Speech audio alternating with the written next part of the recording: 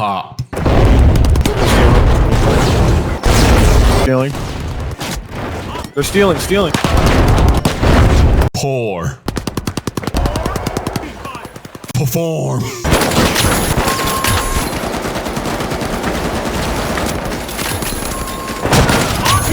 Let's go.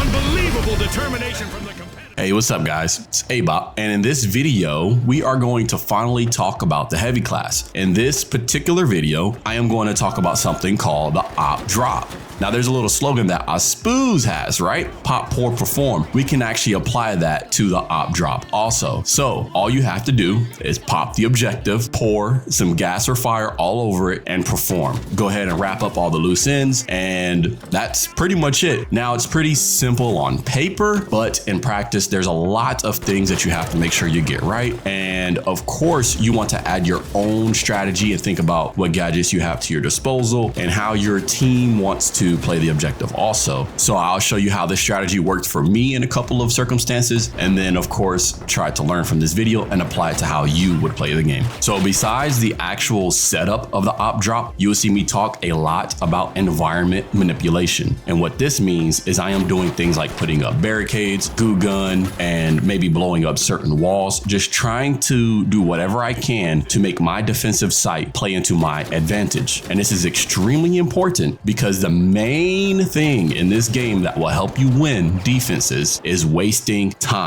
your opponent's time, I should say. Of course, getting kills is extremely important. It is in almost every competitive shooter, but at the end of the day, keeping the objective is what overall ultimately wins the game. So let's go ahead and get started. So here we go right away. I will talk a little bit about environment manipulation. If you look over to your right, you will see that the small bridge is already destroyed, and that will try to funnel enemies across the green bridge. I am also working on destroying the zip line, although there's a much more efficient way of doing that, which is just hitting it twice using your melee. But either way, my goal is to funnel the enemies across that green bridge because it is open and they don't have a lot of cover. Now, this part right here is probably the most important part of the entire video. I have tried to show a lot of people how to do this little ABOP drop, and a lot of them say, oh, it doesn't work, or it doesn't work. And one of the main reasons why is one of two things. The first thing is you want to make sure you get rid of this paneling. It is really deceiving on a lot of maps. Sometimes it's a little obvious. Sometimes it's a little easier to see than others. But in some maps, it looks like there wouldn't be paneling on the ceiling, but there is. So just make sure you shoot it a couple times, see if stuff falls down, and then put it on the objective. And the other thing is where you're placing it on the objective. All right, I'm actually going to show you guys in this quick play real quick. So you don't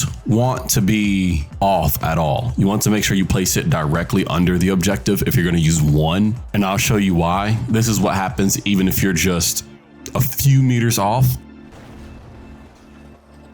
And as you can see, the physics almost push the objective away. Usually what I like to do is either make sure I line it up right, and you can do that by facing completely up until you can't anymore, and then lining up with the icon. But usually I actually use two, and I'll place them just like a meter away from each other on both sides of the objective.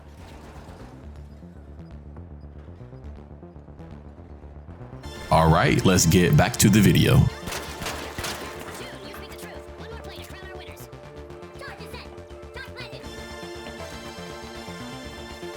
So now you will see me grab another gas, and what I am doing is strategically placing it directly below the C4. I want to make sure it's in the blast radius of the C4 so it also pops that gas. Now I'm a little worried about the future of C4. I really hope they don't nerf the blast radius of the C4 and the efficiency of the destruction. Now I run out and I am just simply trying to put on pressure. I want to, again, waste as much time as possible. Now this is also important. You will see that he RPGs. If I did not shoot that paneling out, my C4 would have fell on the ground or sometimes just completely disappear, and this would not have worked. Again, it is very important. Please check your ceilings. So I don't have the weaponry or the range to put a lot of pressure on the enemies and slow them down. I pretty much know they're going to be here. They're going to get across that green bridge. So I decided to try to close up the objective. I want to, again, waste their time. If they want to try to kill me or get to me because they know I'm going to drop the objective or something, they're going to have to chew through that goo. And also it will force them into a close quarters situation. I have a shotgun, so that will play to my advantage. So now you will see that I get caught way off guard. I was not expecting an enemy to be that close that fast. I just decided to run away because not only was that already a losing fight, I was for sure going to die if I tried to pick that fight, but most importantly, the op drop is already set up. And as soon as they start stealing, I begin the op drop. So let's start with the pop. So I pop the C4 and the objective drops. And now you're gonna hear a lot of these little hit marker ticks. That's because it's pouring gas all over them and all over the objective. They can't steal. So I didn't get any kills yet off of that play, but as you can see, it definitely got them off the objective and is definitely doing a lot of damage. As soon as I work my way up the stairs, I can already see that someone is low, and this is where the perform part comes in. I'm just gonna go ahead and let this one play out.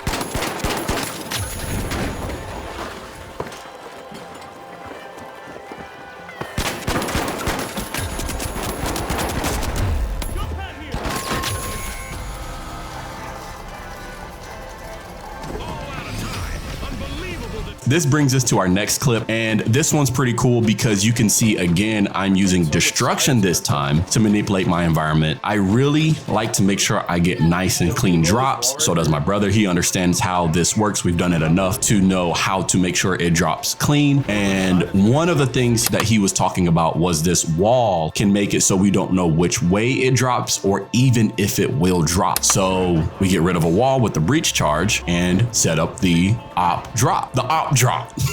You can't really hear me talking, but I wanted to actually play it across from the objective because I felt too exposed in that room. Not only that, but once the objective actually falls, it's going to be a lot going on. There's going to be gas. You're going to be pretty much stuck in this little corner of the room. If someone comes up or down the stairs, they'll have an angle on you. If someone peeks from outside because that whole wall is open, they will also have an angle on you. So I decided I would rather play off a little bit of the objective.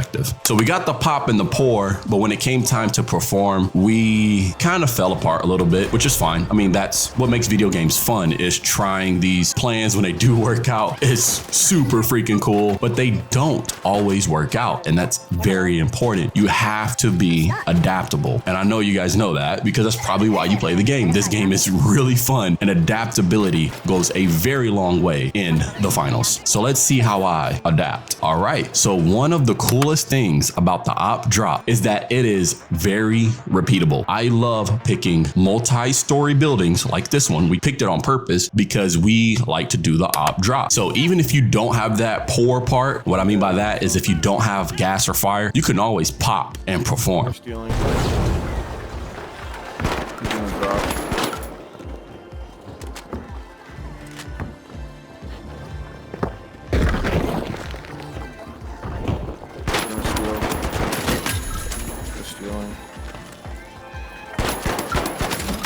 Nice. Let him wipe you. Let him wipe you. Yes. So quick note before we go on to our next clip, you will hear my brother saying, let him wipe you, let him wipe you. He recognized that I was already losing my 1v1. So hurry up and get the loss over with. So I die before we get the cash. Therefore, the cash penalty is not as severe. So that wasn't on purpose, but I did die before the cash out ended. So it worked out either way. Now this one's going to be quick. I put this one in because I made a mistake. I put the C4 onto the paneling instead of the ceiling itself. This could have turned out to be a very big mistake. This absolutely can make you lose games. It has happened to me. I've had random teammates yell and scream at me because they, trusted me. They're like, oh, I trusted you, especially when I was learning Vegas. So please check your paneling. Some of them are more durable than others. So shoot the shit out of the ceiling. All right, this one's going to be a quick one also. This one shows that you can initiate an op drop with an RPG. I decided to do this because the ceilings were too tall, but most importantly, there are counters. If this APS was just 1 meter to the right, I would not have been able to get a shot off that would have dropped the objective. And I am almost certain it would have been stolen and we would not have been able to get it back. That's something you have to keep in mind when doing some of the op drops, especially at certain locations. Just wanted to say that. All right, this brings me to my next clip. This one has a lot going on and a lot to learn from. And I start off by going myself outside of the objective. I'm pretty much locking everyone out because I want to waste the enemy's time. All right, let's take a quick look at my C4 placement. I don't take my time. I was probably just a bit tunnel vision because I know the enemies are coming. But if you want to ensure that it drops properly, you want to make sure you place it right. I should have shot out that metal duct and placed one on the opposing side of the objective and one over here. You want to make sure that your C4 placement is going to ensure a clean drop.